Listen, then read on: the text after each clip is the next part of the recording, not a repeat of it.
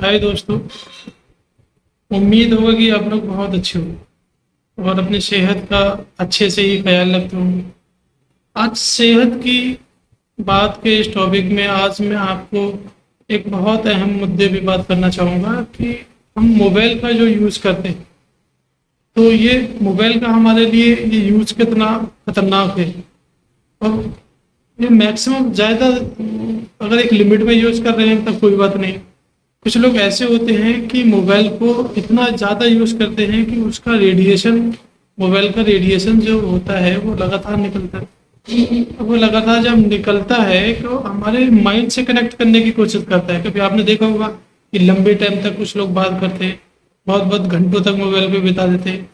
तो मैं आपको वही बताना चाहूँगा कि अगर मोबाइल से हम ज़्यादा लंबे टाइम तक अगर हम बात करते हैं तो मोबाइल के थ्रू जो रेडिएशन निकलता है, तो वो रेडिएशन हमारे माइंड से कनेक्ट करने की कोशिश करता है। माइंड के जो सेल जो होते हैं वो रेडिएशन हमारे अगर माइंड से कनेक्ट हो गया तो सोचो कितना खतरनाक होगा।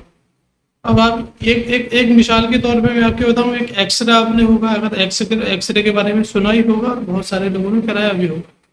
तो एक एक्सरे आपने देखा कि वो एक हड्डी को छोड़ के पूरे बॉडी को ट्रांसपेरेंट हो जाता है। तो आप सोचे कि वह रेडिएशन के थ्रू एक्सरे होता है, तो वो सोचे कितना खतरनाक होता है।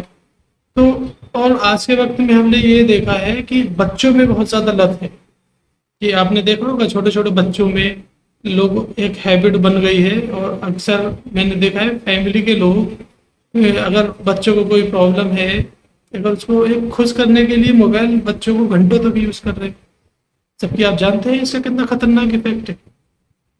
वही टॉपिक पे आज मैं बात करूंगा कि आखिर बच्चों के लिए ये कितना खतरनाक होता जा रहा है। और एक रिसर्च में बता रहा हूँ आपको, एक WHO की एक रिसर्च में ये बताया गया है कि अगर मोबाइल का लंबे टाइम तक आप यूज़ करेंगे तो आपको कैंसर तक की एक खतरनाक डिजीज हो सकती है। और WHO के लिए एक हंगरी की रिपोर्ट भी है। हंगरी की रिपोर्ट में एक ये बताया, ये वह रिपोर्टें हैं जो मैंने अभी अभी मैं इन टॉपिक को पढ़ रहा था। तो पढ़ने के बाद मेरे एक माइंड में आया क्यों ना अब लोगों को एक मोबाइल के थ्रू जो रेडिएशन का इतना खतरनाक यूज़ हो रहा है, तो मैं उसके बारे में लोगों को थोड़ा एक आग्रह करूं और लोग हो सके कि थोड़ा कुछ सीखें और जानने की कोशिश करें कि आखिर ये कितना खतरनाक है। एक हंगरी की रिपोर्ट पढ़ रहा था मैं। हंगरी की रिपोर्ट में एक बताया गया था कि एक सेक्स से रिलेटिव हमारी जो डिजीज होती है वो मोबाइल के एक लंबे टाइम तक यूज करने से हमें इसकी रेडिएशन से हो सकती है। अब ये तो WHO और हंगरी की। इसके अलावा मैं अपने केरल की रिपोर्ट बताऊं। एक केरल की रिपोर्ट में बताया गया है कि 60% मधुमक्खी ये इस रेडिएशन के थ्रू कम हो गई है। अब आप सोचे कि 60% मधुमक्खी जो हमें एक बड़ा खूबसूरत जो शहद देती है, तो वो मोबाइल के थ्रू खत्म हो गई। अब बहुत सारे ये सोचते होंगे कि आखिर एक हमारे लिए बहुत ज़रूरी भी है, अब कितना यूज़ करना चाहिए।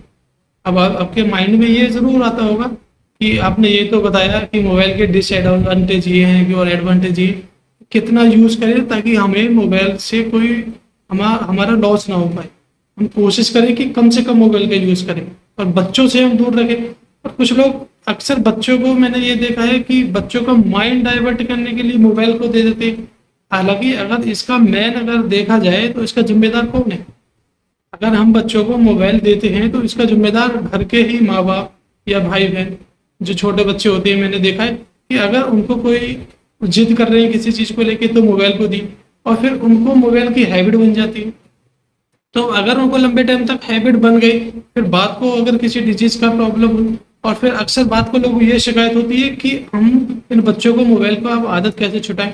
तो हालांकि इसके जिम्मेदार भी आप हो, तो आप भी छुड़वाएंगे, तो आप ही जाने ये कैसे करके होगा। तो अब उसको छुड़वाने का एक बेहतरीन उपाय ये है कि जैसे आपने उसको दिया, आप खुश करने के लिए दे रहे थे, तो वैसे ही आप उसको डराएं। बच्चों को मोबाइल का एक डराएं और हो सके एक ऐसी वीडियो दिखाएं जिससे मोबाइल का थ्रू होने वाले एक बच्चों को, हालांकि बच्चों में हर चीज़ का बहुत जल्दी इफेक्ट होता है। आप अगर उनको पॉजिटिव चीज़ें बताएंगे तो वो अच्छी चीज़ों का भी इफेक्ट होगा, आप नेगेटिव चीज़ें बताएंगे तो नेगेटिव भी होगा। यानी कि सब कुछ आपके ही ऊपर डिपेंड करता है कि आप कैसे करके हैंडल करेंगे। तो उम्मीद है कि आपको ये अच्छा लगा होगा। मुझे आज रेडिएशन का बताना इसलिए ज़रूरी लगा, मैंने कुछ टॉपिक पढ़ रहा था। और अब आप देखते होंगे आसमान में चारों तरफ पहले की तरह एक कितना खूबसूरत माहौल हुआ करता था। पक्षियाँ अक्सर अक्सर एक चहचहाते थे, हम सुबह सुबह उठते थे और अक्सर आवाज़ सुनने को मिलती थी, कितनी खूबसूरत एक माहौल सा था। लेकिन आज ऐसा नहीं रहा। तो ये सब रेडिएशन के थ्रू है। कोशिश करें मोबाइल से कम कम कम यूज़ करें, और हमारे चारों तरफ के माहौल ऐसा है, ये इतना ज़्यादा टावर और इतना इलेक्ट्रिसिटी का यूज़ हो चुका है कि ये बहुत ज़्यादा डेंजर होता है।